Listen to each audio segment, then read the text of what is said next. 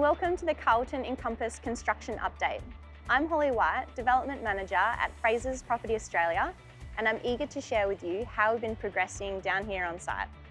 Since the last construction update, we have achieved some major milestones for the project with the removal of the tower crane and materials hoist. This means that the structure and facade works are nearing completion and internal works are well underway. We have also removed the perimeter scaffold, which exposes the key features of the project, being the pattern precast, the gold perforated metal pop-out balconies, and our window shrouds. Our joinery across the project has been procured and now being installed on site, as well as our stone bench tops, glass splashbacks, painting, timber flooring, mechanical and electrical fit-off.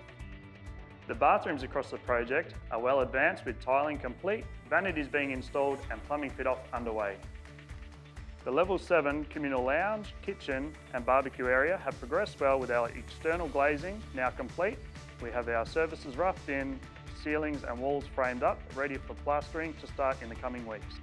The external works that captures the view of the city skyline continues to take shape with the balcony roof works complete along with the gold rings and the soffit cladding works which are underway. Completion is expected Q1 2024, and we'll keep you updated along the way via our monthly emails.